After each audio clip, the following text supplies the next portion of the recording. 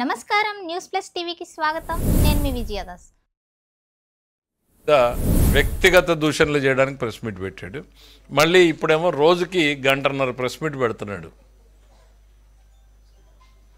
ఆయన మానసిక స్థితి ఎట్లాంటిది అనేది అర్థం చేసుకోవడానికి మనకి ఇవన్నీ ఉపయోగపడతాయి. డెమోక్రసీ గురించి మాట్లాడే ముందు జగన్మోహన్ రెడ్డి గారు 2020లో కడప జిల్లాలో జరిగినటువంటి ఎన్నికలు ఒక్కటే ఎగ్జాంపుల్ తీసుకుందాం.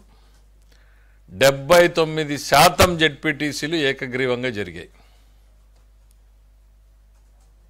ఎంపీటీసీలు 76% ఏకగ్రీవంగా జరిగాయి. ఓన్లీ కడప జిల్లా, ఆయన జిల్లా గురించే నేను చెప్తున్నాను, ఇంకా రాష్ట్రం గురించి చెప్పట్లా. అది రాష్ట్రం మొత్తం కళ్ళు తెరిచి చూసింది ఆ రోజు ఏం జరిగింది అనేటువంటిది.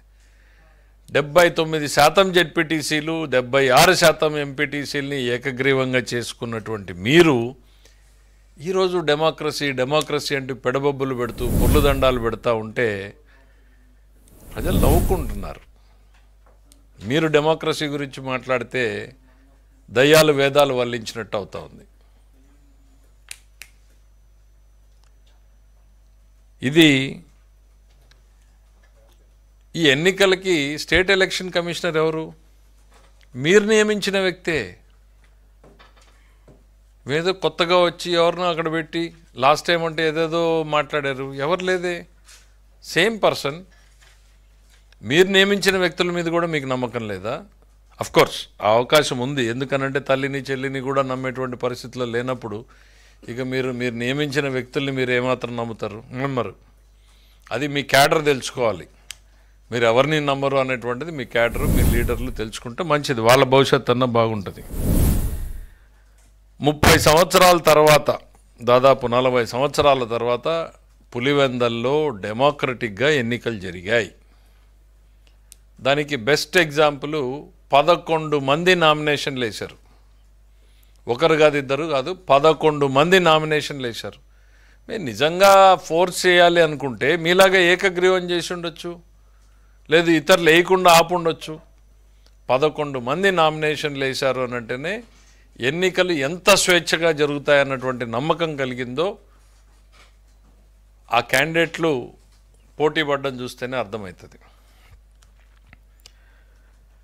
మీరు ఇంకా ఏదో మాట్లాడుతున్నారు, డీటెయిల్స్ ఇవాళ కడపలో కూర్చుని మా వాళ్ళు అక్కడి నుంచి డీటెయిల్స్తో సహా ప్రెస్ మీట్ పెడుతున్నారు. జగన్మోహన్ రెడ్డి గారు చెప్పిన దాని మీద ఏంటి, పోలింగ్ బూతుల్లో ఏజెంట్లే లేరు అని.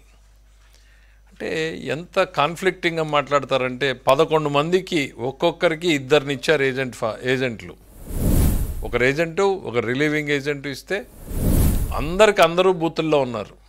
ఒకటో ఇద్దరు మీ దగ్గర మీ వాళ్ళు ఎవరైనా ఉండకూడదు, ఈ అవమానం చూడలేమని ఏమన్నా వెళ్ళిపోయారా మాకైతే తెలీదు. మీకు ఒక లైవ్ ఇన్సిడెంట్ మీరే చూపించుకున్నారు కదా, పోలింగ్ బూత్లో తెలుగుదేశం మన వైసీపీ ఏజెంట్ మీద దాడి జరుగుతోంది అని. మరి లేని ఏజెంట్ని ఎట్లా కొట్టారు తెలుగుదేశం వాళ్ళు? అతను రిగ్గింగ్ చేయబోతే యథావిధిగా పాత సంస్కృతాయం ప్రకారము అడ్డుకున్నారు అక్కడ ఉన్నటువంటి ప్రజలు. మీరు దాన్ని కూడా కన్వర్ట్ చేసి కొడుతున్నారు అన్నారు. ఇవాళేమో ఏజెంట్లే లేరు అంటున్నారు.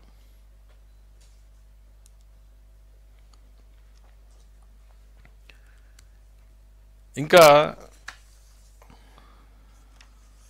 ఆయన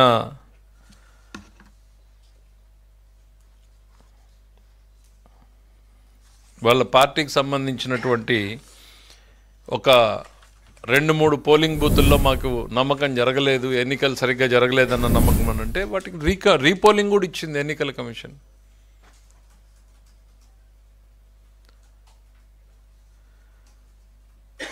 ముప్పై ఏళ్ల తర్వాత మొట్టమొదటిసారి డెమోక్రటిక్గా ఎలక్షన్ జరుగుతూ ఉంటే అక్కడ రిజల్ట్ ఏంది అనేటువంటిది మీ కళ్ళ ముందు కనపడతా ఉంటే ఓటమికి సాకులు ఎత్తుక్కున్నట్టుంది జగన్మోహన్ రెడ్డి గారు. గతంలో రాజా ఆఫ్ కరప్షన్ అని పుస్తకం వేసాము, ఇప్పుడు బహుశా రాజా ఆఫ్ ఫ్రస్ట్రేషనో ఇంకేదన్నా పేరు ఎతకాల్సినటువంటి పరిస్థితి ఉంది మీకు.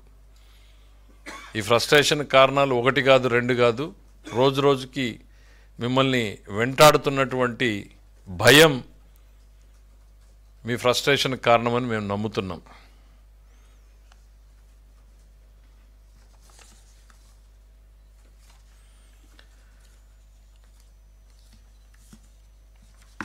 ఆయన 2-3 సంఘటనలు ఏవైనా జరిగితే ఆ సాక్షి పేపర్లో ఎన్నికలు అన్నాక సహజంగా ఉద్రిక్తత అనేటువంటిది గ్రామాల్లో ఉంటుంది. అందులో స్థానిక సంస్థల్లో జరిగేటప్పుడు ఉద్రిక్తతలు గ్రామ స్థాయిలో జరుగుతూ ఉంటాయి. పోలీసులు 2 పార్టీలకి సంబంధించిన వాళ్ళని చాలా మటుకు అక్కడికి రాకుండా బయట తిరగకుండా వచ్చి ఓటేసి మాత్రమే వెళ్ళిపోయే రకంగా ఏర్పాట్లు చేస్తారు. ఇదేదో ఇవాళ కొత్త కాదు. లోకల్ బాడీ ఎలక్షన్స్లో మోస్ట్ కామన్ థింగ్. దానికోసం అవినాష్ రెడ్డి గారిని తీసుకెళ్తే దానికి ఏదో విపరీతమైన ప్రచారం. కానీ ఒకటి గుర్తుపెట్టుకోండి, రాష్ట్రంలో లా అండ్ ఆర్డర్ లేదంటున్నారు. నిన్న చూశారు దేశంలో నంబర్ 2లో ఉందన్నటువంటి రిపోర్ట్ని. మేము నంబర్ 1కి వెళ్ళాలా అనేటువంటిది మేము చూస్తూ ఉన్నాం. దానికి బెస్ట్ ఎగ్జాంపుల్ రాష్ట్రంలో లా అండ్ ఆర్డర్ ఉంది అనడానికి బెస్ట్ ఎగ్జాంపుల్ నేను చెప్తా ఉన్నా. దేశంలో అత్యంత ప్రతిష్టాత్మకమైనటువంటి సిబిఐ అవినాష్ రెడ్డిని కనీసం టచ్ చేయలేకపోయింది. ఇవాళ ఒక కానిస్టేబుల్ వెళ్ళి మీరు ప్రివెంటివ్ అరెస్ట్లో ఉన్నారు అని తీసుకురాగలిగాడు. That is the power of the police in this government. Law and order ఒక కానిస్టేబుల్ కూడా నియంత్రించగలడు అనడానికి ఇవాళ కళ్ళ ముందు ఎగ్జాంపుల్. మేము చట్టాన్ని ఇంప్లిమెంట్ చేయడానికి నిన్నేదో ఒక ఇన్సిడెంట్ చూసాం. ఒక ఆఫీసర్ చెప్పాడు ఇక్కడ యూనిఫామ్లో ఉన్నానని. అతను గర్వంగా చెప్పుకుంటున్నాడు నేను యూనిఫామ్లో ఉన్నాను. That is the pride this government has given to the police department. మీరు ఆ యూనిఫామ్ విలువను తీసేశారు, వాళ్ళకున్న గౌరవాన్ని తీసేశారు, వాళ్ళకున్నటువంటి ఆత్మవిశ్వాసాన్ని దెబ్బతీశారు. ఇవాళ యూనిఫామ్ వేసుకున్నాను నేను అనేటువంటిది ఈ విషయాన్ని గర్వంగా చెప్పుకోగలిగినటువంటి స్థితిలో ఇవాళ పోలీస్ డిపార్ట్మెంట్ ఉంది. కేంద్ర ప్రభుత్వంకి ఒక స్పెషల్ రిపోర్ట్లు పంపించారు. కర్నూలు జిల్లాలో మీరు అవినాష్ రెడ్డిని అరెస్ట్ చేయడానికి లా అండ్ ఆర్డర్లు వస్తాయి, సాధ్యం కాదు, ఇది అది అని మొత్తం అసలు రాష్ట్రం మొత్తం కూడా ఆ రోజు సినిమా చూసింది. ఇవాళ సింపుల్గా ఒక ఎస్ఐ, ఒక డిఎస్పీను, ఒక కానిస్టేబుల్ చేయగలుగుతున్నాడంటే ఈ రాష్ట్రంలో లా అండ్ ఆర్డర్ ఇంప్లిమెంట్ చేసేటువంటి వాళ్ళ మనోస్థైర్యం ఎట్లుందో మీరు ఎగ్జాంపుల్ తీసుకోండి. బికాజ్ పైన నుంచి ఎటువంటి ఒత్తిళ్లు లేవు. గతంలో మీ ఒత్తిళ్లు పనిచేసినాయి కాబట్టి ఆ పోలీసు వ్యవస్థ పనిచేయలేదు.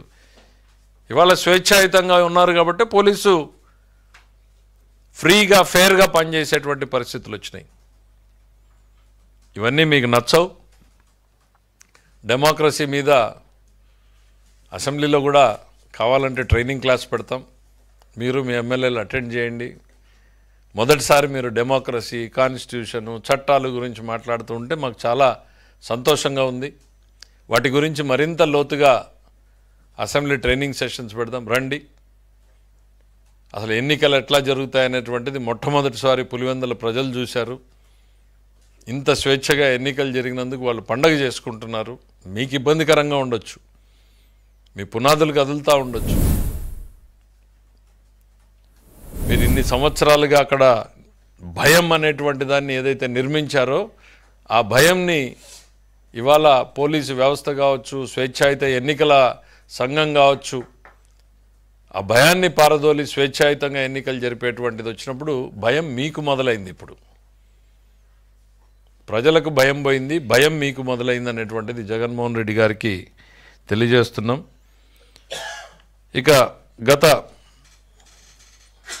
3 నెలల నుంచి మీ ప్రవర్తన చూస్తూనే ఉన్నాం. ఎంతసేపు ఉన్నా రెచ్చగొట్టాలి, క్యాడర్ని రెచ్చగొట్టడమో, రైతుల్ని రెచ్చగొట్టడమో, ఇట్లా రకరకాలుగా చేస్తూ ఉన్నారు. మీరు పీక్ ఆఫ్ ఫ్రస్ట్రేషన్లో ఉన్నట్టున్నారు. మీరు ప్రజల తరఫున పులివెందల్లో పోయి పనిచేయాలి అనేటువంటిది మర్చిపోయినట్టున్నారు. పులివెందల్లో తక్కువ, బెంగళూరులో ఎక్కువ ఉంటున్నారు. కాబట్టి ఇవాళ ప్రజలు స్వేచ్ఛాయుతంగా తీసుకుని రేపు రాబోతుంది నిర్ణయం యాక్సెప్ట్ చేయండి. రేపు 11 మందిని ఇచ్చారు, దాన్ని ఇంకా మీరు యాక్సెప్ట్ చేయలేదు. ఆ 11 మందికి ఇచ్చినటువంటి తీర్పునే మీరు ఇంకా యాక్సెప్ట్ చేయలేదు. రేపొద్దున వచ్చేటువంటి తీర్పుల్ని కూడా యాక్సెప్ట్ చేయడానికి మానసికంగా సిద్ధపడండి జగన్మోహన్ రెడ్డి గారు. ప్రజలు స్వేచ్ఛగా తీసుకున్న నిర్ణయం ఏమొచ్చినా కూడా డెమోక్రసీలో they are the leaders. Thank you.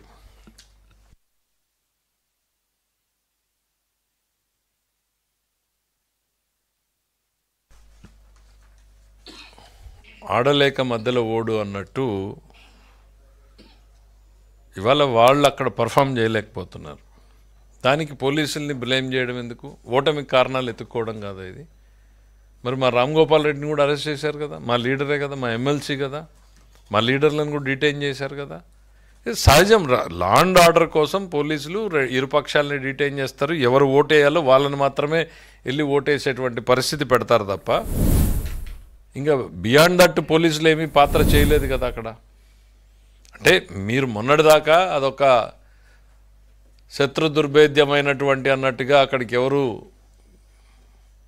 పోలీసులు కానీ, ఎందుకనంటే మనం బాబాయ్ కేసులో చూసాం పోలీసులు ఏ రకంగా వ్యవహరించేలా చేశారు అనేటువంటిది. ఇవాళ మొదటిసారి పోలీసులు పోలీసింగ్ చేస్తున్నారు అక్కడ. అది మీకు నచ్చట్లేదు, కానీ ప్రజలకు నచ్చుతుంది, అక్కడ ఉన్నటువంటి ప్రజలకు నచ్చుతూ ఉంది. స్వేచ్ఛా వాయువులు పీల్చుకుంటున్నారు. ఈ రాష్ట్రం ఎట్లా అయితే స్వేచ్ఛగా ఉందో పులివెందల్లో కూడా స్వేచ్ఛా వాయువులు ప్రజలు పీల్చుకుంటున్నారు. వాళ్ళు ఎంజాయ్ చేస్తున్నారు, పండగ చేస్తున్నారు.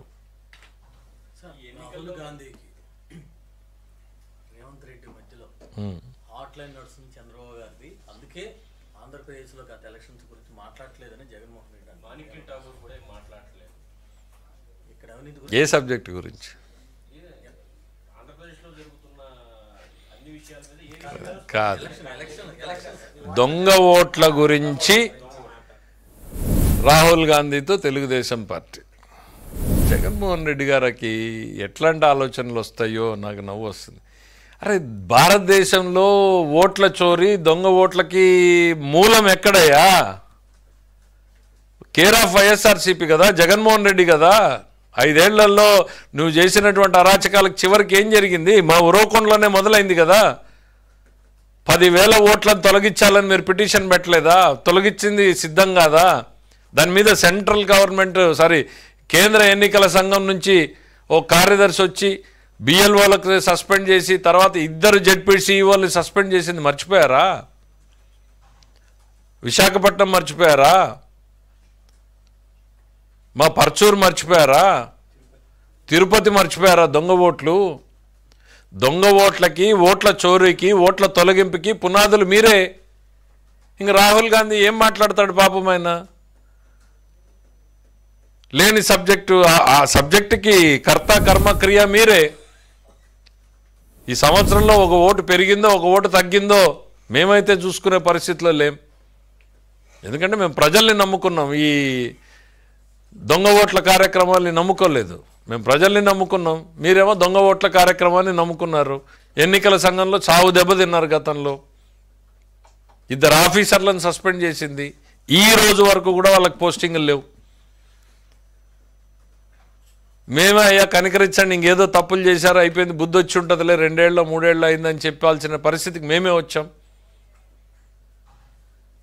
దొంగ ఓట్లకి ఈ దేశంలో మూలం ఎవరు అని అంటే మీరు బహుశా మీరే హాట్ లైన్లో రాహుల్ గాంధీకి నేర్పించినట్టున్నారు. నేను ఇక్కడ చేశాను, కాకపోతే కొంచెం తెలుగుదేశం పార్టీ యాక్టివ్గా ఉండడంతో ఫెయిల్ అయింది, అక్కడ కూడా జరుగుతున్నాయి చూసుకోవాలి, చేస్తుంటారు అనేటువంటిది ఏదో నేర్పించినట్టున్నావు తప్ప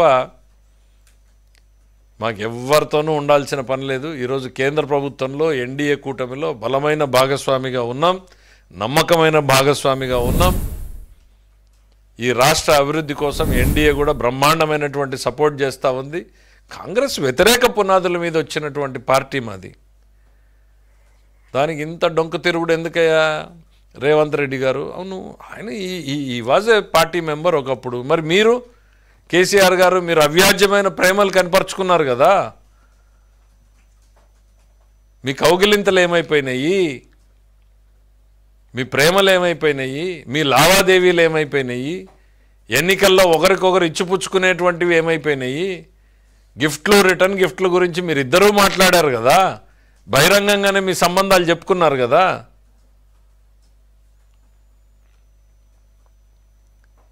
ఇవాళ మాకు ఎటువంటి అవసరం లేదు. చంద్రబాబు నాయుడు గారు is a very tall leader. ఆయనకి జాతీయ స్థాయిలో ఇవాళ ఆయనకున్నటువంటి రికగ్నిషన్ వేరు. నీలాగా ఈ చిల్లర ఓట్ల గురించో వాటి గురించో ఆలోచన చేయాల్సినటువంటివి, ఈ చీకటి వ్యవహారాలు చేయాల్సినటువంటి అవసరాలు చంద్రబాబు నాయుడు గారికి లేవు. Thank you.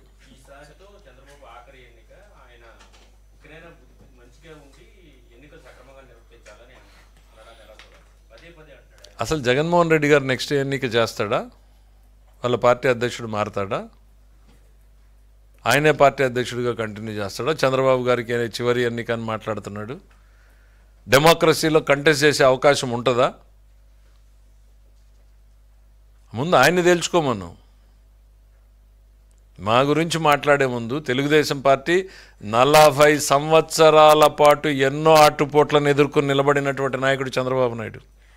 మరో 10 ఏళ్ళు ఖచ్చితంగా ఆయన లీడర్షిప్లోనే ఈ పార్టీ బలంగా ఈ రాష్ట్రంలో ఉంటుంది.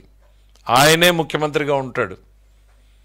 అసలు ఎన్నికల్లో కంటెస్ట్ చేయడానికి మీరు అర్హులుగా ఉంటారో లేదో ముందు మీరు తెలుసుకోండి జగన్మోహన్ రెడ్డి గారు.